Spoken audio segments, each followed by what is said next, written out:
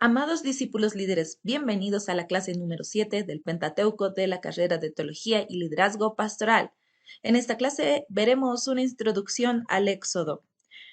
El título Éxodo significa salida y la versión griega tituló el libro así, porque narra el gran evento de la historia de Israel, la salida de Egipto del pueblo de Dios.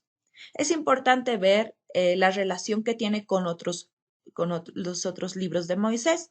El Éxodo es el eslabón indispensable para unir inseparablemente el Pentateuco. Continúa la historia de los hebreos comenzada en Génesis, así como es la figura de Moisés que domina casi todo el relato del Éxodo. Los temas del sistema sacerdotal y de la ley de santidad comenzados en Éxodo a su vez se desarrollan en Levítico. También la historia de la marcha de Israel hacia la tierra prometida, la cual constituye la mayor parte de Números, encuentra su principio en Éxodo. Finalmente se halla en Deuteronomio un eco tanto de Números como de Éxodo. Por eso se llama a Éxodo el corazón del Pentateuco. Para conocer más del Éxodo necesitamos estudiar al país de Egipto. La antigua tierra de los faraones abarcaba el valle angosto del río Nilo. Al norte se iniciaba su extensión desde Asmán, cerca de las primeras cataratas, hasta el delta, donde el Nilo desemboca en el mar Mediterráneo. Ocupaba unos 950 kilómetros. La agricultura de Egipto dependía del riego de Nilo. La historia de Egipto se remonta aproximadamente al año 3000 a.C. 30 dinastías o familias reales iniciaron durante los años 3000 hasta 300 antes de Jesucristo. Entre estas dinastías, entre estas familias que gobernaron Egipto, el más famoso conquistador egipcio y fundador del imperio de Egipto en la época del Nuevo Reino fue Toptes III. Tutmosis III, que reinó entre 1500 y 1450 antes de Jesucristo, dirigió 18 campañas militares mediante las cuales subyugó a Etiopía, Palestina y Siria, extendiendo el dominio egipcio hasta el río Éufrates. Suele comparársele con Alejandro Magno o con Napoleón en el sentido de que fue un gran fundador de un gran imperio. También Topmes III fomentó la construcción de edificios públicos, ampliando el Gran Templo de Karnak y levantando numerosos obeliscos. Sin embargo, Amenhotep IV, que reinó después, desde 1369 hasta 1353 antes de Jesucristo, descuidó el imperio egipcio, pues se dedicó a establecer el culto al dios solar Atón como única deidad de Egipto. Enfrentó mucha oposición por esto y consecuentemente Egipto perdió mucho de su dominio sobre Canaán y Siria. Seti I trató de reconquistar los territorios perdidos y su hijo Ramsés II, el Grande, siguió sus pasos, pero tuvo que contentarse con un pacto de no agresión con Siria. Ramsés II, considerado el faraón del Éxodo por muchos estudiosos, se destacó por sus proyectos de construcción en Tebas y por continuar levantando las ciudades de almacenaje Pitón y Ramsés. Algunos estudiosos piensan que estas ciudades fueron fundadas por su padre Seti I, pero otros creen que fueron construidas originalmente por Toptes III. Se encontró un papiro contemporáneo que describe las labores para construir la puerta de un templo de Ramsés II. Habla de obreros que hacían su cota de ladrillos cada día y de oficiales que no tenían ni hombres ni paja para producir los ladrillos. Vamos a ver la religión de Egipto. Era politeísta, se rendía culto a las fuerzas de la naturaleza, tales como el sol, la luna y el río Nilo, y también ciertos animales y aves. Deificaron animales tales como el toro, el gato, el cocodrilo, la rana, la serpiente.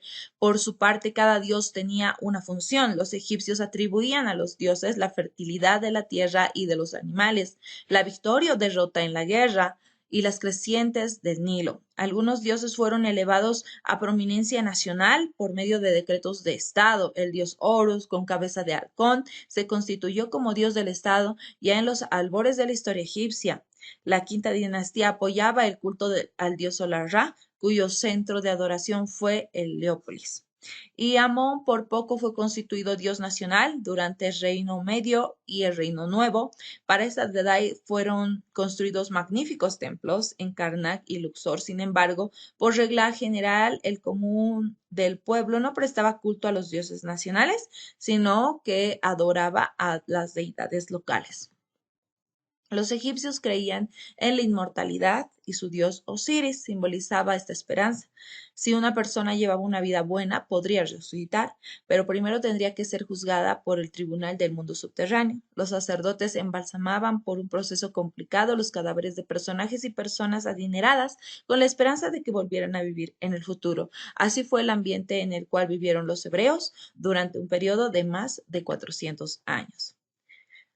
Vemos la fecha del éxodo. No cabe duda alguna de que los israelitas salieron de Egipto en el lapso comprendido entre 1450 y 1220 antes de Jesucristo.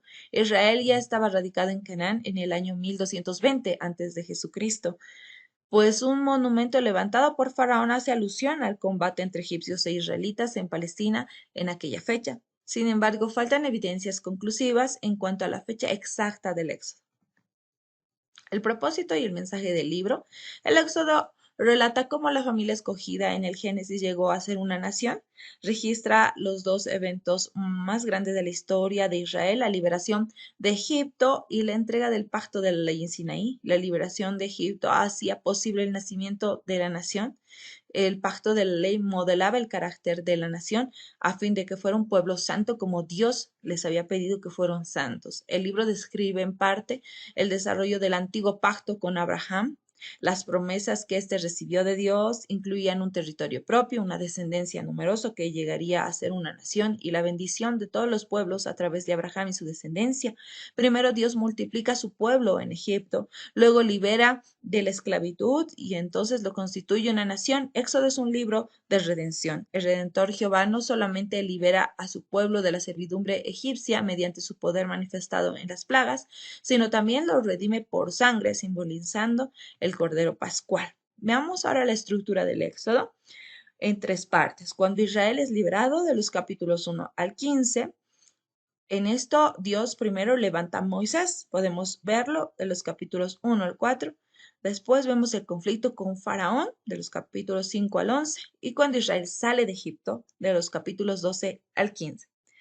Vemos como segunda parte cuando Israel viaja a Sinaí de los capítulos 15 al 18. Dentro de esto vemos las pruebas en el desierto que el pueblo de Dios pasó de los capítulos 15 al 17, cuando Jetro visita a Moisés en el capítulo 18, y en la tercera parte Israel en Sinaí de los capítulos 19 al 40. Dentro de esto está el pacto de la ley, de los capítulos 19 al 24, el pacto violado y renovado de los capítulos 31 al 34, y el tabernáculo de los capítulos 25, en el capítulo 31, en el capítulo 35 y en el capítulo 40. Bien, con esto hemos terminado esta clase. Que Dios les bendiga.